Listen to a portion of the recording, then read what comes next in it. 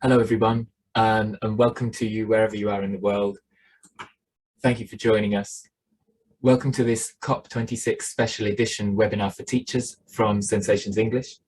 And my name is Adam. I'm the ELT specialist at Sensations English, and I'll be giving this webinar today. So just a reminder, if you're watching this webinar live, you'll be sent a CPD certificate 24 hours after the webinar is finished, and that will go direct to your email. And if you're watching the recording, please make a note of your own CPD activity for your employer. Okay, so this talk is on climate sustainability and ELT, and I'm really excited to be giving this talk to you today because we've got the COP26 Climate Change Summit just around the corner starting next week, and it's the perfect opportunity for us to share climate issues with our learners, but also develop our own skills at using climate change and sustainability as topics in our learning to help our learners become better speakers and better users of English and function better in the world and talking about the issues that matter to them. So without further ado, let's get started. So just so that you know what we're going to do today, first of all, we'll be talking about using the climate crisis. Then we'll be talking a little bit about dealing with deniers, people who don't want to use it, for example, which you will meet some resistance on that. Then we'll be talking about focusing on sustainability. After that, we'll look at accessing climate voices and the reasons why that is useful and helpful in the classroom. And then about empowering learners. And finally, we'll have a quick look at some of the resources which Sensations English has got available to you. You'll have seen the Padlet already, I think, but I'll share more with you at the end there because it's all free and all accessible for you to use in class.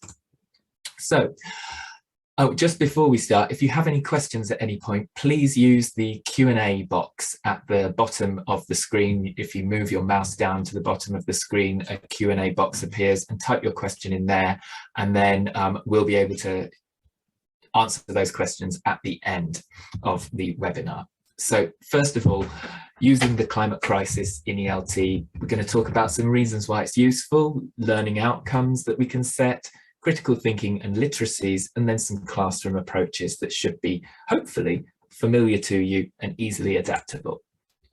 So just as you'll have seen these images on the right hand side of the screen, and I've taken all of these images from protest images, from climate protest images that have happened around the world, and it's really, I think, very inspiring to see how much this talk today and the topic of climate and sustainability in ELT relates to the things which are happening, the concerns which people have in the world beyond. And so all of these are images that I have taken from these climate protests.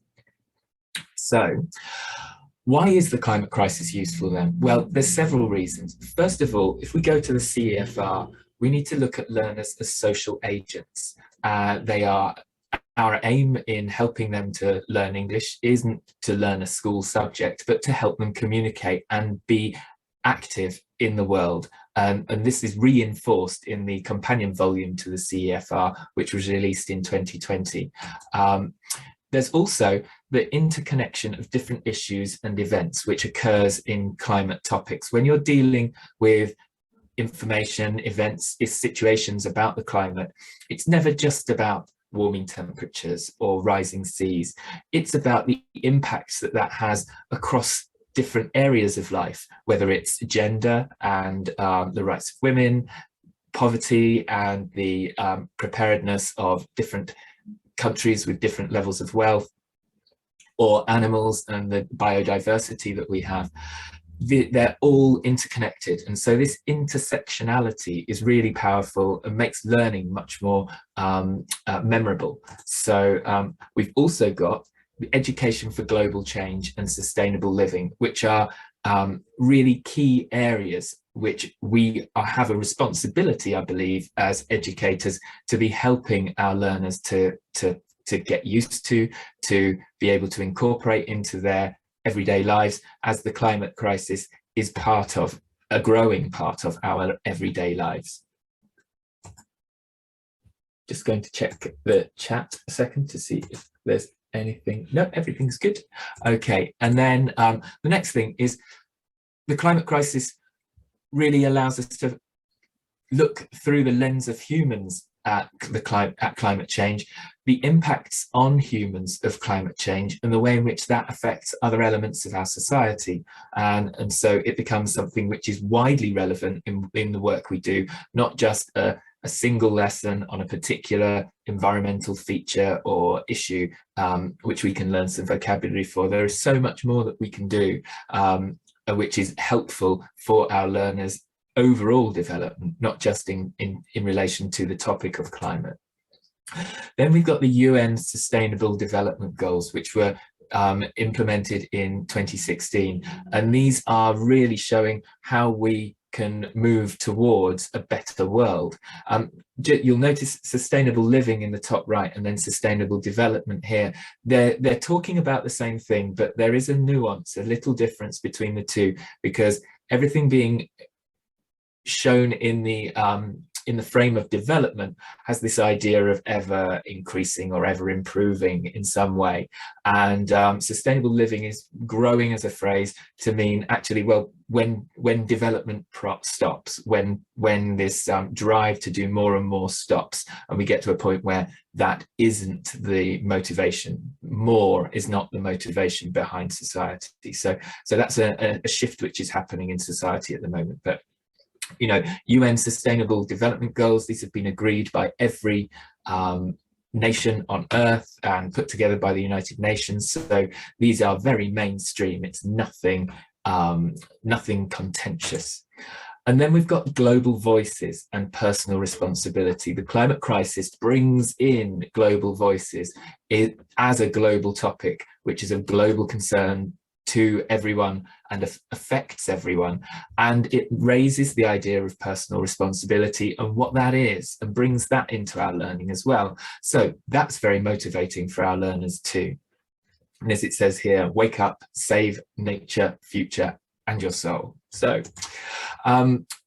if we move on now and have a look at learning outcomes, I just want to go back to what we normally do. And as a CELTA trainer, very familiar with helping trainee teachers build an understanding of learning outcomes. And so this is just something that's from a very standard CELTA lesson plan. By the end of the lesson, learners will have had clarification and practice of a particular grammar point or some vocabulary or a feature of pronunciation, or maybe by the end of the lesson learners will have practiced reading for gist and detail, for example.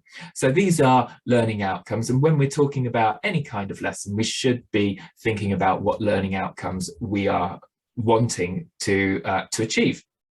And so I think if we think about climate change and sustainability and the idea of a social agent, by the end of the lesson, learners will have practiced communicating information and developing their ideas about rising sea levels, or the melting of the ice caps, or the disappearance of certain features of biodiversity. So these areas then, if you think about what your activities will be, planning a lesson to reach those learning outcomes is very much focused on the learner as a social agent. And so it's bringing in that idea from the CEFR that we want to be, and it is an aim of ours as English language teachers, to be helping students to develop. Why should we bother with this though? Here we are, the quote from the CEFR: learners are social agents, acting in the social world and exerting agency in the learning process. So moving on now, looking at climate change education, UNESCO in 2013 came up with a climate change education for sustainable development, which highlighted 3 capacities. And these are, first of all, understanding and attentiveness to climate change and its effects, then also helping learners to understand, think about ways of mitigating or reducing or limiting climate change, and then also thinking about asking learners to help develop an understanding of how they will have to adapt, and we all will have to adapt, and the world itself will have to adapt to the changing climate, and trying to build sustainable development or sustainable living into that situation. So how do we do these? How do we build these capacities? Well, these will look like some very common things that we do in the classroom: watching, reading, discussing, explaining, planning, doing, and then making. And this brings me back to something I find very important, which is Bloom's taxonomy, and the focus on critical thinking. Because if you look at the top half of Bloom's taxonomy, the higher order thinking skills, if we look at analyze, drawing connections among ideas, asking students to compare, differentiate, examine, experiment with their ideas, organize them, and question these ideas, this is the start of critical engagement with the with any topic. And particularly, there is so much in the interconnected nature of climate change and sustainability. There is so much that we can look at here. Then if you go up to evaluating, examining information and making judgments, asking learners to appraise, to critique, to defend, judge, select and support. This is vital for enabling them to be effective social agents. And this is an amazing topic that really opens the door to doing all of these things. And then finally, using your information to create something new, and any kind of creative task, whether it's authoring or designing or constructing, developing something, a new idea, formulating a solution to something, or investigating a way in which you could deal with a problem or solve an issue. This is all really centered on the immediate needs of us in this climate crisis. So it's spot on for us. It's perfect for us to bring into the class to help learners become these social agents and develop their language skills at the same time. Moving on very quickly, then the other part of that critical thinking is then thinking about bringing in literacies for ecological education. And so there are two kinds of literacies: climate literacies, which is understanding the understanding you have of your influence on climate and climate's influence on you and society. And for example, some areas could be travel, housing, energy and shopping, and the way in which consumerism, for example, takes things. And we've got a nice image there in that, "Can I have a plastic bag, please? It's in the fish, sir." So this then helps us to move on to think about sustainability literacies as well, thinking about gathering the knowledge, skills, mindsets, and the commitment that learners need in order to build a sustainable future through informed and effective decisions. And again, this is directly from the United Nations and their ideas about sustainability. So again, we are really working to build out learners' abilities to cope with this situation and help learners to adapt to an uncertain future. And we'll talk a little bit more about that later, but as educators, it's part of our role.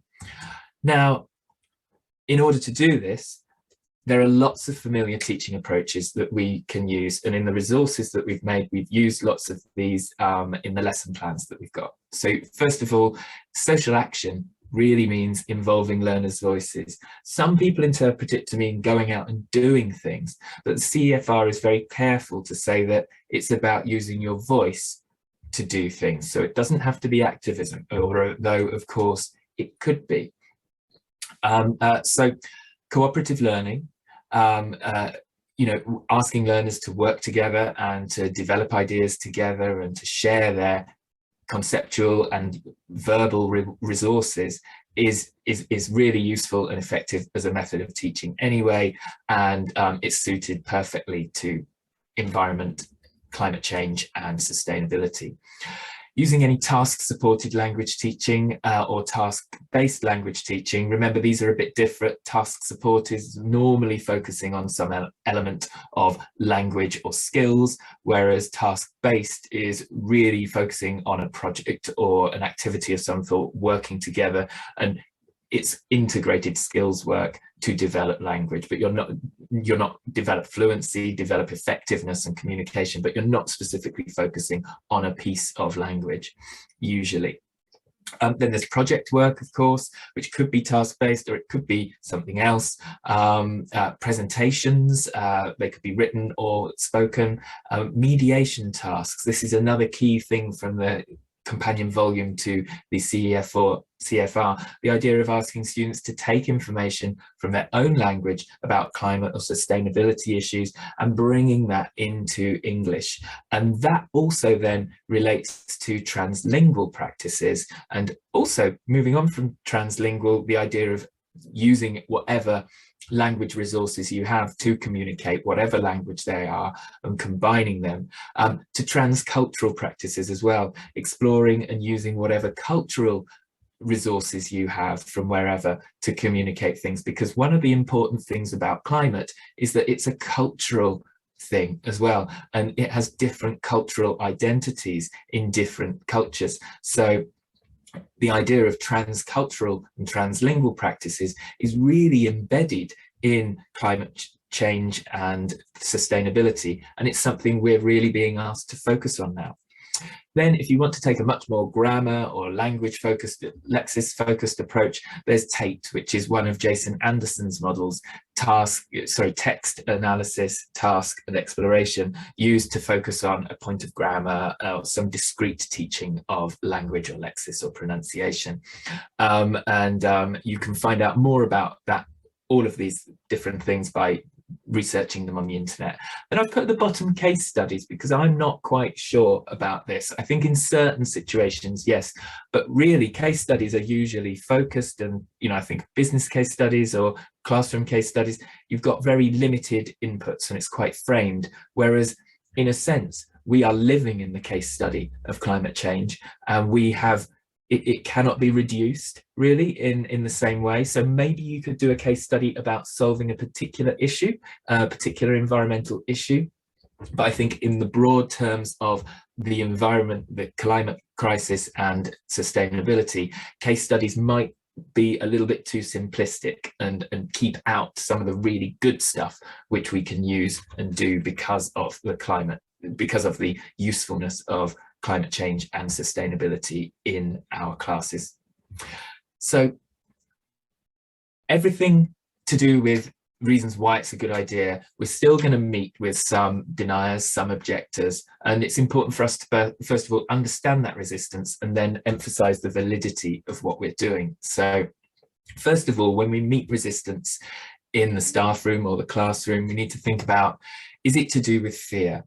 Are people just afraid of this big scary situation that we are all in, with no planet B and no limited action when we need drastic action to be taken to secure the stability of the climate?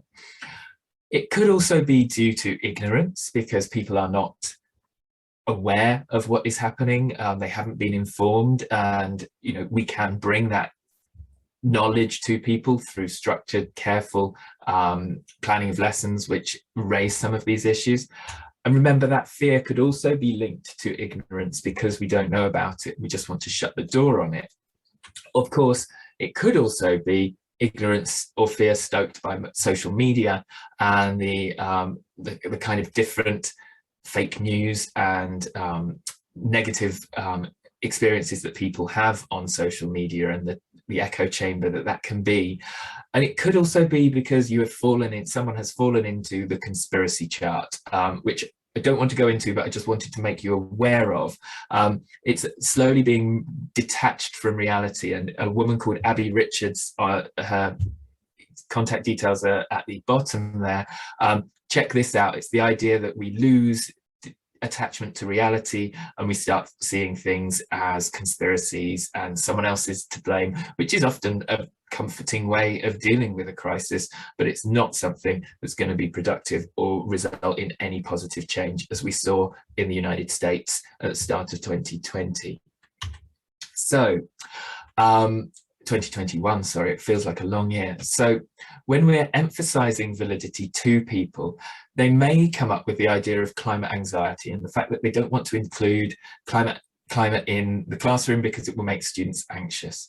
And yet it's we already very carefully and supportively manage other things which may make students anxious, but keep them in our classes. For example, family relationships.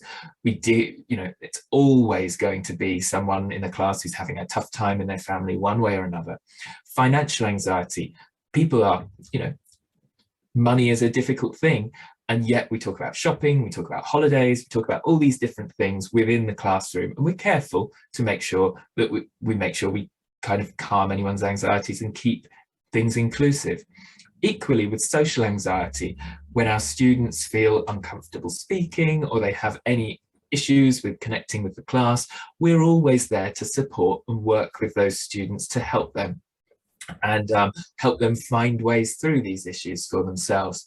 And that's exactly what we need to do as responsible teachers with climate anxiety as well, because it is a fact and it's outside the front door. We cannot imagine that our classroom is this little oasis for people to escape to, where what they learning has no relevance or impact in the outside world, because language necessarily is the world that we live in.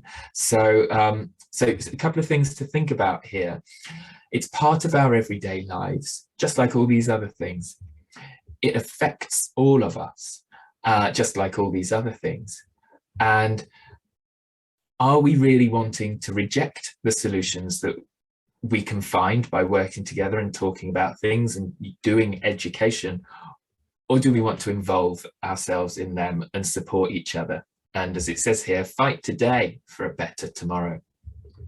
So working on these ideas, then we need to focus on sustainability. And here we're going to talk about enriching engagement, integration and disruption and how they work, balancing different interests, and then using stories. So to start off with, just a couple of quotes, or like statements really, they're not quite quotes, about enriching engagement, which I'll give you a second to read.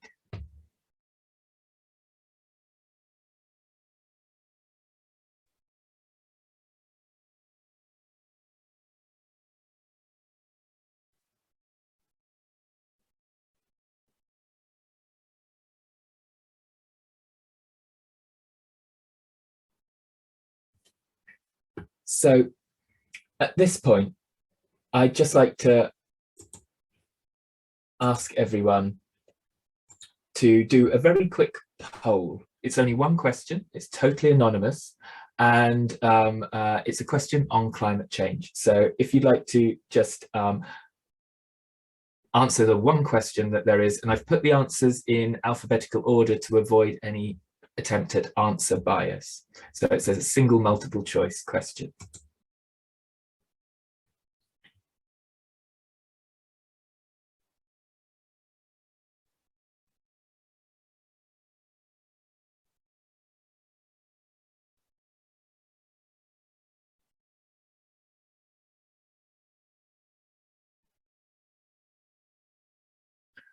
So far, in the answer to that question, do we need to act to limit climate change? 100% of people here are answering yes. And I think that's the point of what we've just talked about anyone who's uncomfortable with it. We need to act. No one disagrees with this. So when you bring this into the classroom, it's not a contentious topic at all. And as we can see here, it has so many benefits and so many positives.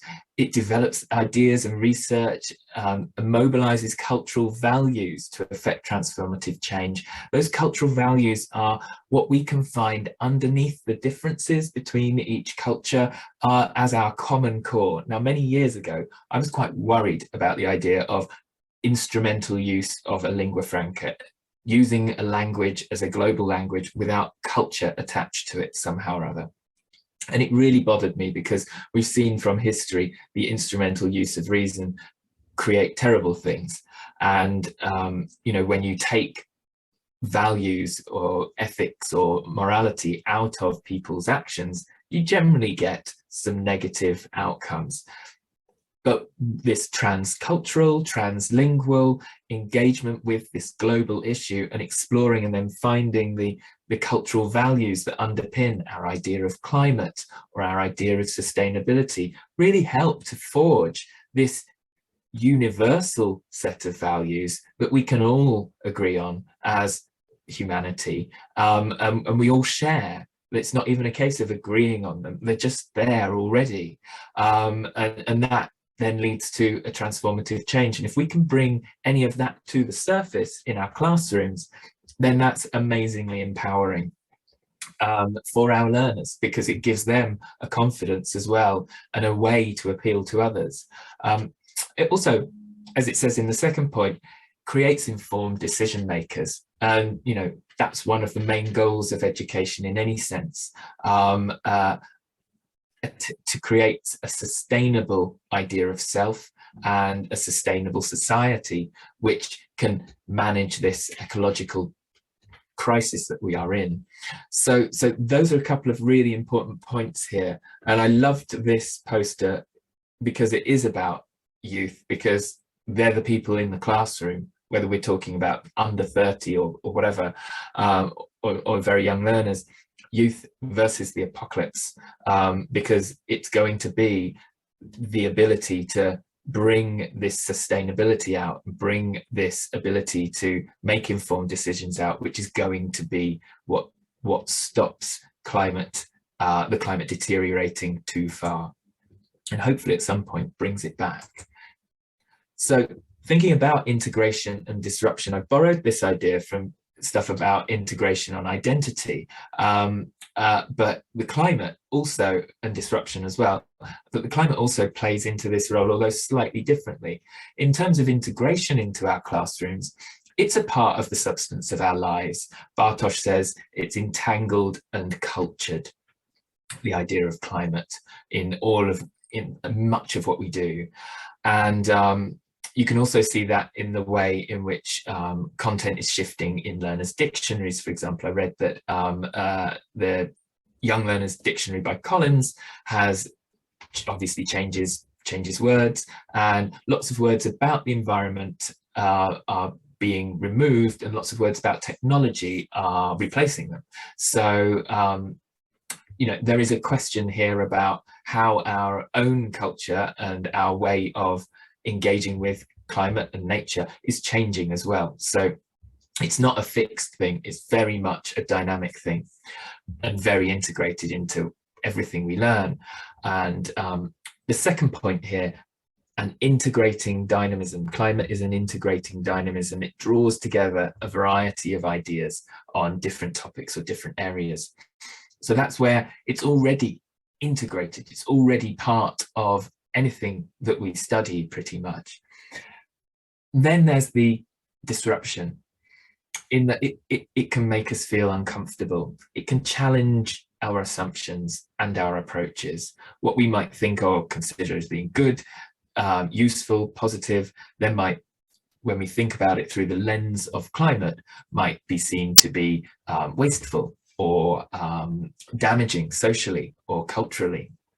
Love a holiday in a hot country, but what about the effects, the costs of getting there, and the resources, local resources that are exploited by the tourism industry and not replenished?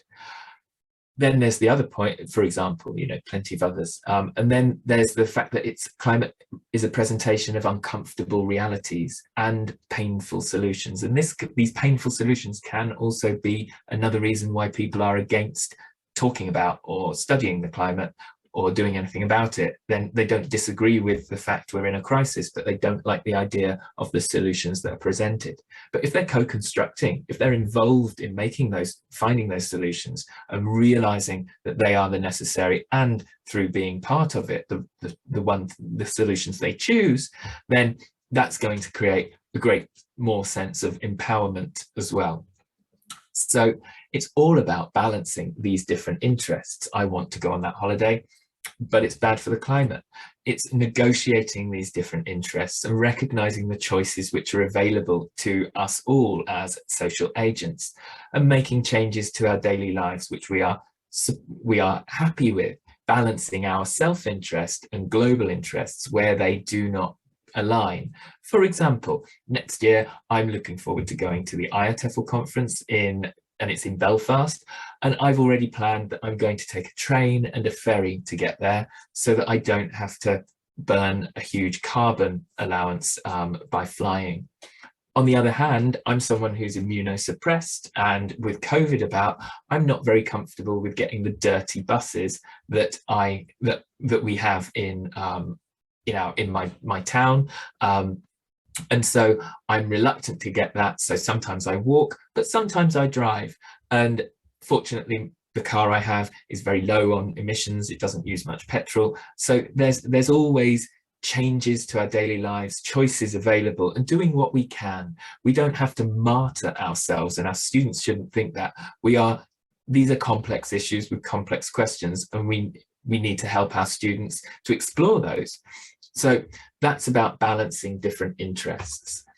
Then in terms of using stories and narratives are so powerful. All the stuff we've been talking about, culture and identity and voices, stories and narratives bring home the realities of situations. They represent them not through reports, but through lived experience. They offer human perspectives on situations which we can understand. There's been a long time, people have been saying now, the climate has an image problem. It's not including people in the images that represent the devastation of climate change or problems with environmental situations.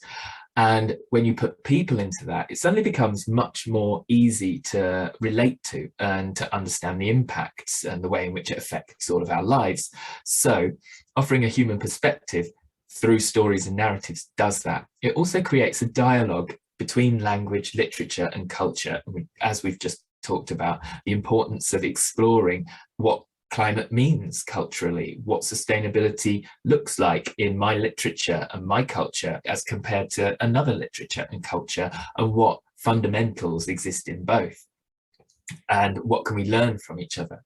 And in a multilingual classroom, this is an amazing opportunity. In a monolingual in-country classroom, then there's still the opportunity to use resources to find that out, to explore through people's different historical backgrounds, what their cultures think about as well. So there's a lot to open up here.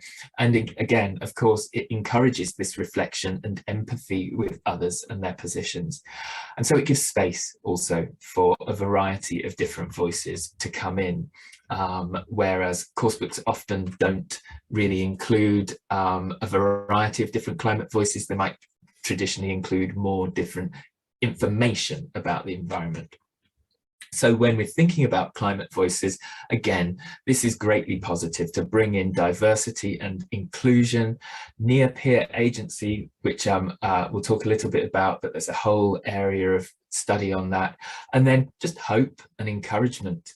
And so when we see people being involved, it gives us the idea that we can be involved, as in this picture here. So first of all, looking at diversity and inclusion, we've got global content with global voices. People are working to try to support sustainability and limit climate change across the world in very different contexts, as we saw with the Earthshot Prize just a couple of weeks ago.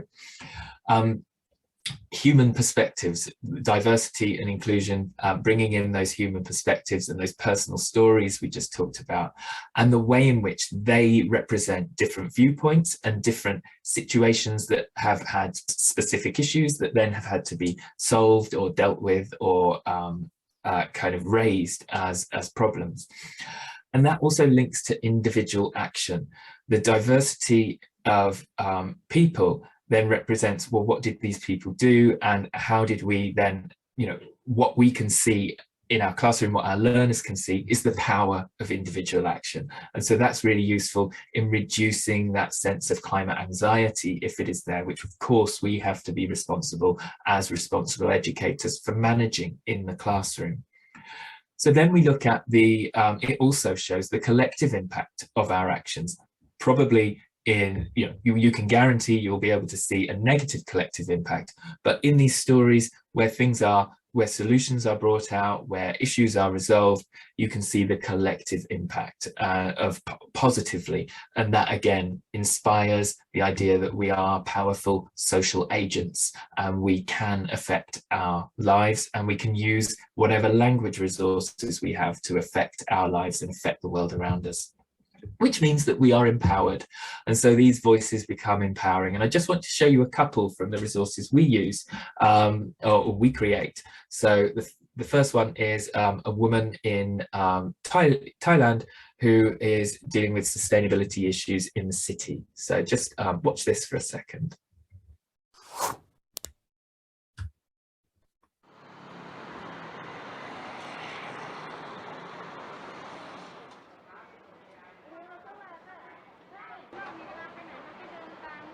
The heat in Thailand is difficult for people. The temperature inside their buildings is better because of air conditioning. However, air conditioning produces carbon dioxide. This is not good for the planet. Architect Kochakorn Vorakom is trying to fix the problem. She has designed buildings with plants on rooftops. She thinks people who plan cities need to think more about the environment. Think about all the waste space, millions of square meters of wasted rooftop. It's actually part of our problems, can turn into the solution, like this green roof.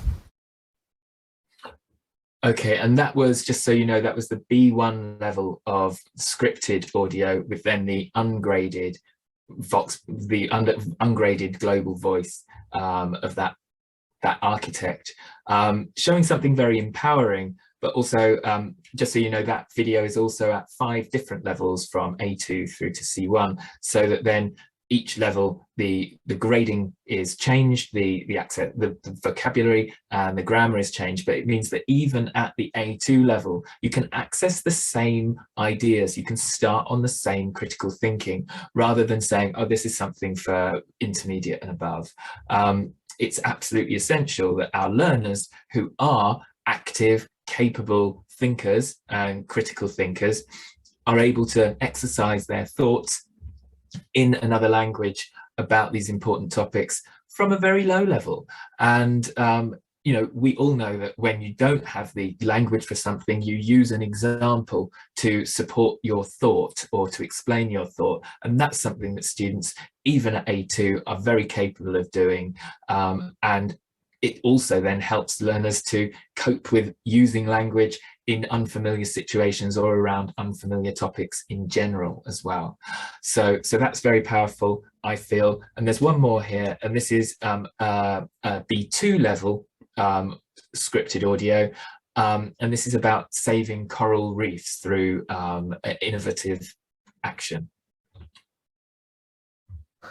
While combating climate change requires a global effort, Louis is adamant that change must start closer to home. Our aim is to primarily educate children. They are the future.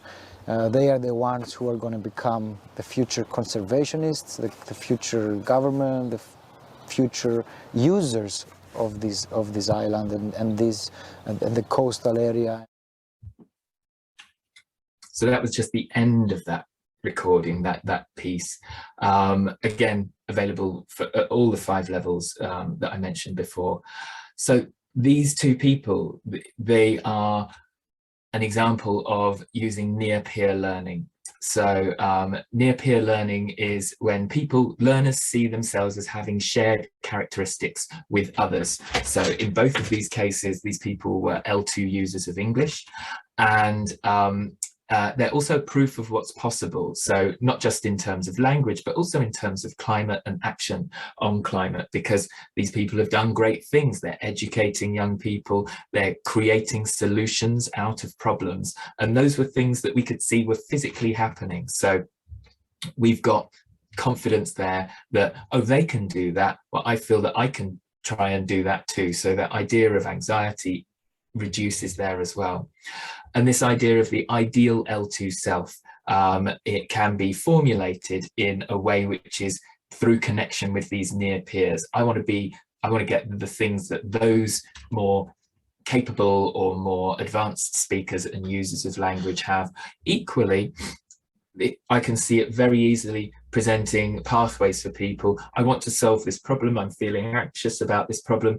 I'm going to pursue a career in education or in environment or in architecture in order to kind of make a difference and have the best impact that I can. So it's not all about going out onto the street as these people are here, although they are a great example of near peer active agency as well, but it's also about thinking how you do that. And it also focuses on the idea of near peer learning also helps the learner become more autonomous. They see this objective, they go for it, and they want to achieve it themselves. They find the whole idea of that motivating, driving their move forwards. They have ideas about what they need to learn in order to achieve that, which we might not be addressing in the classroom specifically. And they are part of imagined communities that we learn that near peer learning doesn't have to be within the classroom, a peer in the classroom. It could be anyone who you imagine you have that community with, whether it's because you're from the same first language speech community, or because you are a second language learner, or because you are in the same field, for example, architecture or education or scuba diving or whatever it is. You are part of this same group and you feel that association and you act due to that. So the other thing with it is hope and encouragement. And this is just a quick quote from Abby Richards, the woman who made the chart that I showed you before on conspiracies. She makes a really important point. Climate change isn't a zero-sum game. As long as there are still people around, we still have something to fight for. And, you know, we are, in that case, combating the idea of climate doom, that it's all too late, which often it's people with an interest in continuing to damage the climate who are saying that, oh, it's too late, there's no time. So again, as I said, combating climate anxiety and this it's too late philosophy. And it means we are developing positive voices, positive ideas, and social agents. And we're doing this through engaging in serious but productive fun. You know, when you are grappling with these ideas, you're thinking about solutions to things. This is inherently enjoyable. You're putting your mind to fixing a problem, and it's very motivating in itself and very encouraging and gives you a sense of the future being hopeful. So in terms of empowering learners, just a few practical strategies which are really important to bring into your classroom, and a note on solutions to triggers. I just think this is great. End climate injustice on one of those roadside signs that they put up, and you know, someone has used their position to put that message out there. And so it's even small things, but you know, as the sign says here, there is no waste in nature. There is no waste in our classroom. We can use all of it to our benefit. So first of all, making sure that we're giving students information, intersectional lesson content that covers the climate and its interactions with other areas of life. Of course, bringing education, scaffolding the social agents' development in the language classroom. Helping build resilience. Now, supporting learners through these issues, helping them find solutions, not be defeated by setbacks that there are when we encounter issues, helping them to find a way to get through that. I remember when I was a kid, there was a big oil disaster in Scotland, and I was really upset about it. And my teacher was just like, well, you've just got to not worry about it, which didn't really help me, and left me feeling defeated. Whereas what it would have been much more helpful is, let's talk about this, let's think about this, let's bring it into a class, let's look at the ways in which we can resolve these things, the ways in which all is not lost because of this issue, but there are things that we can learn and lessons for another time. And this optimism that goes with that, evidencing a real can-do outlook. Also making sure that there's you're encouraging learners to feel a connection with nature, whether you're in a city or a rural environment, making activities nature-based. And this can often be the follow-up activities, the homework or the project activities, which are really focused on getting into nature in some way or bringing nature into the classroom. And of course, being proactive, embodying learner choice and agency in the things that you do in the classroom, giving learners choice, giving learners options, and presenting them also with a sense of realism, guiding learners to find the balance in their choices. You cannot do everything. Collectively, we can do lots more, but any one individual has to be realistic about to what level and at what point they can affect change.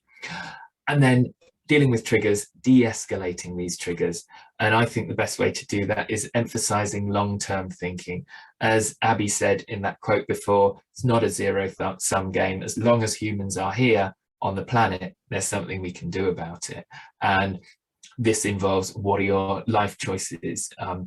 You know, if you want to help marine life, which directions do you want to go in? What in our terms, what language do you need to learn? How do you find that?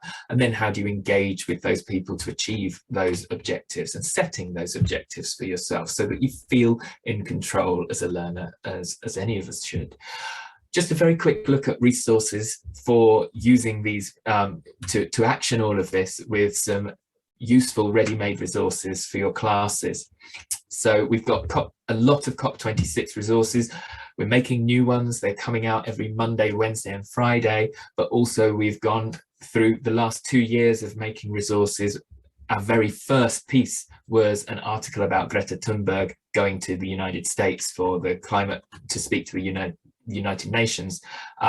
So, you know, lots of our content is about environment and climate change and sustainability. So looking at those, looking at reusing resources at different levels, and then finally looking at some additional functions.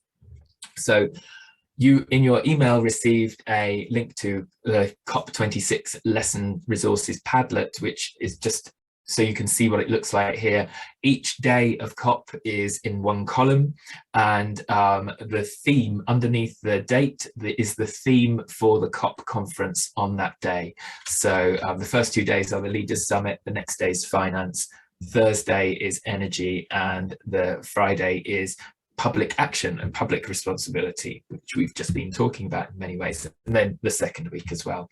So in all of that, there is all access to all of the things that we're talking about are accessible when you register for a free trial with Sensations English. There's no need to sign up with a payment card or anything, and you just use an email address to sign up, and you get 7 days access to everything. So maybe I'm not going to say this, but you know, if you wanted 2 weeks access and you have 2 email addresses, that seems like a logical thing for someone to do. Resources are grouped by the COP daily theme, as I mentioned, and each day 2 or 3 of the resources already have a full lesson plan suitable for all 5 levels that the content comes at, which has been written for you to use. You can take that and use it as is, or of course you can adapt it. And you know, each day is just themed by the COP theme, but you could pick and choose when you wanted to do these things with your students. And indeed, they're not going anywhere, so you can use them after COP is over as well. But given its focus, we thought it was a good idea to bring it all together here. There's also further lesson resources which are suggested from our content. So they're underneath, and you can use one of the plans from somewhere else and adapt it, make your own approach to it, or you can sign up to the teacher's edition of Sensations English, which is paid, and you get lots of lesson templates that you can use with any resource. But the main thing is you can adapt it all to fit your learners, and learners can sign up too. So you can ask them to sign up, and then they get to use it in class at the same time as you, because the great thing is you don't have to use the whiteboard or the TV to play the videos. Students can access it all on their mobile phone, and there's an app, a free app as well, so students can get to that, and all the activities are there as well. So when you're using the resources, because there are these 5 different levels from A2 to C1, with the graded inclusion of grammar, pronunciation, vocabulary and speech delivery as well, the voiceover is graded too. There's inbuilt differentiation for teaching and for learners as well. So if you've got a mixed ability class, you can use different students can use different levels of the same resource, so that then you've got a cohesive class who can still talk about the same thing, but you've got instantly differentiated comprehension questions, level of text, glossing for the interview clips from global speakers, and you've got activities which practice the language and vocabulary that was included at that level of text. So there's all the activities that you normally have to make with any authentic material already there for you at each of the levels. And also it's scaffolding for learner independence, those different levels, because a learner might be studying the B1 plus level, but something in the grammar is too difficult. They can look at the B1 level, the pre-intermediate level, and they can see the same information written in a more simple way in English, and then gain some understanding, develop their critical appreciation of what that different grammar might mean, or how that different grammar means the same thing, or the vocabulary, for example. And equally, students can, if they're at B1 plus level, they could try and look at the B2 level to stretch themselves in terms of acquiring vocabulary or noticing new pieces of language. So it's a really flexible range there. Equally, if the student's listening is difficult, is bad, is not very good, then they can go to a lower level to practice their listening, whereas the reading can be practiced at a higher level. And there's always that supportive glossing of ungraded interview voices until the level where the writers who are experienced ELT practitioners think that voice should be within reach of the learner. And just this sign here, it's not easy being green, just to let you know, our illustrious Prime Minister did not think of it himself.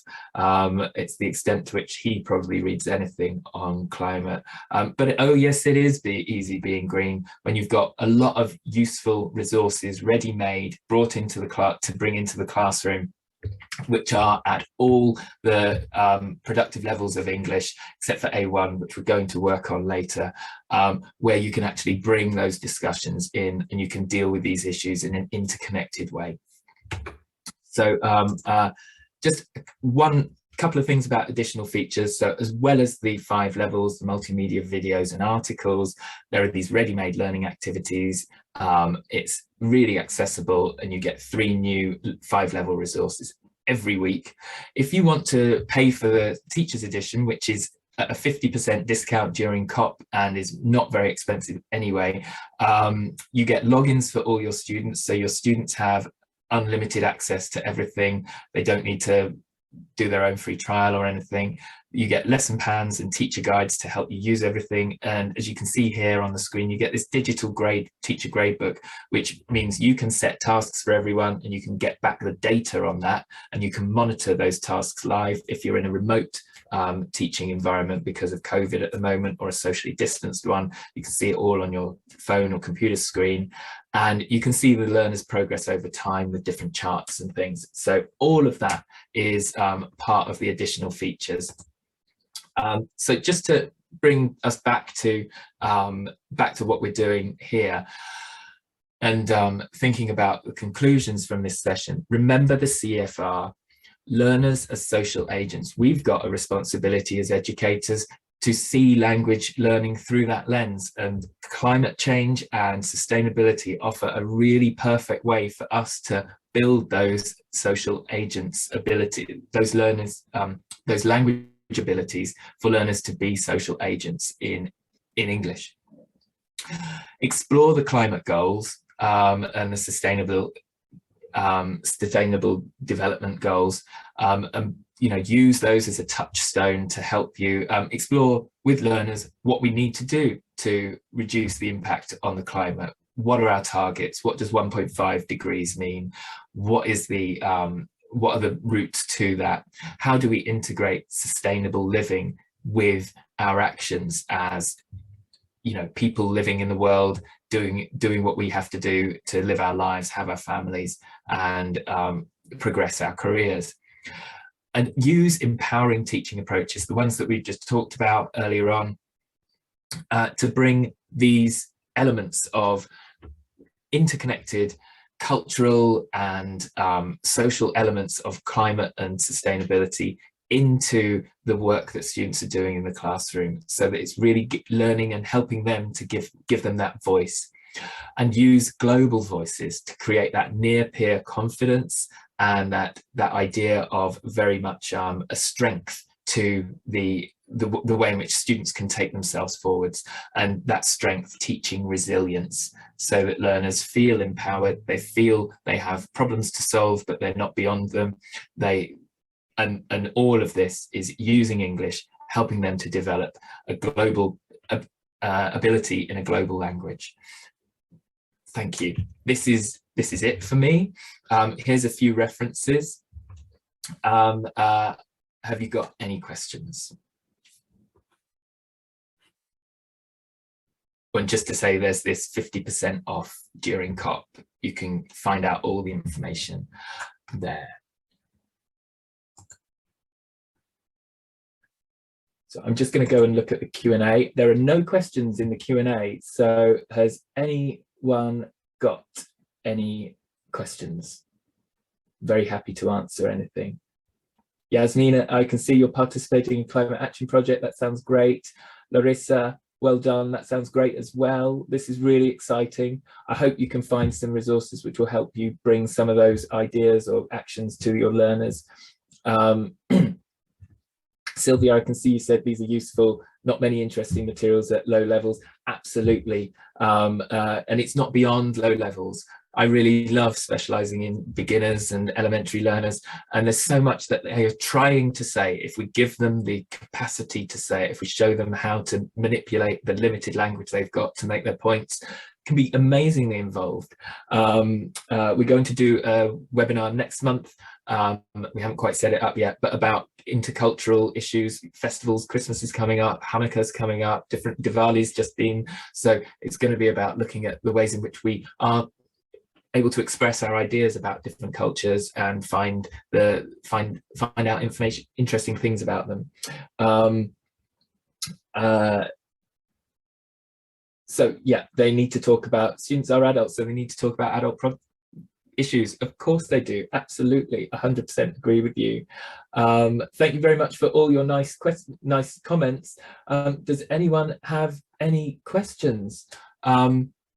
If not, I will just talk you through a couple of things that we've got in the coming up for COP. So you can see on your screen now the COP Padlet, and there's the webinar resources, which tomorrow will have the link to the video of this, and there's a list down the side of all the different stories, the news reports. And the other thing I should have mentioned is news is that powerful narrative. You know, it really brings people in. They think about, what about in my context? What about if that happened to me? My parents have got that issue, or my friends think about that. And all of this makes it suddenly very immediate for people, because it's always person focused.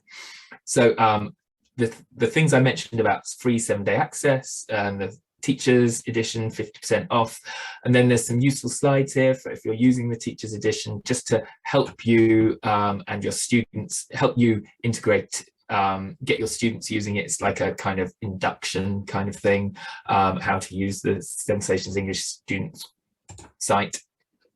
There's information about the resources here, and then each day. So coming up on the first day, we haven't released these yet because we put them out on a Monday, Wednesday and Friday. So what is COP lesson is an article which will come out on Monday, and I'll finish the lesson plan for that later today, so you'll have that. And the Amazon lesson is going to come out on Friday. That's a video, an amazing video about Indigenous people in the Amazon asking the world to commit to saving 80% of the Amazon. So you've got those global voices again. You've got a proactive hope for the future, that their children will be able in 50 years to be in the forest, living in the same way that they have. That's going to be great. So that's coming out. Then other things underneath, there's some other suggested topics about wildfires in Greece from the summer, the heat wave in North America, the drought 2 years ago in the Kalahari, or a year and a half ago in the Kalahari, Then the second day, there's articles here, a video here about record low sea ice. If you click here, you get a link to download a lesson plan, which then pops up here. So the lesson plan here is a receptive skills lesson plan, nice and very common, very familiar to everyone. There's different instructions for the different levels. There's guidance if you're using the teacher's edition. There's extra guidance, I should say. Then there's a productive follow-on with lots of questions for people to think about and explore these ideas, including a final, what action do you want to take about this situation? And that could turn into a whole project lesson if you wanted to. So there's lots of clear staging. What you do, what the students do is in the plan. There's a time, so you know how long it is, and then you click the link and it takes you directly to the video as well. So you need to log in just to get it, but you can preview it if you haven't already by just clicking it, but then it will tell you to sign in. So that's for example there. Then on Friday, just moving forwards a bit in terms of public action, we've got a recycling video about recycling plastic in Kinshasa, where you've got a lot of different influences and a lot of different issues coming in about business and pollution and employment, and bringing all of that together, really empowering. And that's on the theme of public. And then a report about measuring air pollution in Belgium, and a community activity, a community project to do that. The day before, you've got the theme of the day is energy, and we've got a report about solar farms in Singapore, very small place, so where are they putting them? And then power from plants, the idea that in the future we'll be able to generate power directly from algae, that's a really nice lesson, I think, for a quick 15-minute plenary or warmer. So again, if you click the button, then it brings you a lesson plan about that for a 15-minute plenary. Of course, you could change that and do something else with it instead if you wanted, but it's all there, all for you to use. So I think that's about it from me. And you can direct people to the website if you've got colleagues who are interested in using this. You can direct them to the Sensations English webinars website, and we'll be putting the slides and the recording from this up there as well, because we want to share this with as many people as possible. So thank you very much. Really nice to see everybody here today. If you have any other questions, you can email me. I'll just go back to that slide. You can email me at teaching@sensationsenglish.com, and that will go, I'll be able to respond to that email. But have a look at the Padlet, have a look at the website, enjoy using it, and I hope you have a really great time with your students. Happy to hang around if anyone's got any questions, but thank you very much for your time today. Have a wonderful afternoon, evening, morning, night, wherever you are in the world, and I really wish you luck with your COP26 lessons. Thanks. Take care. Bye-bye.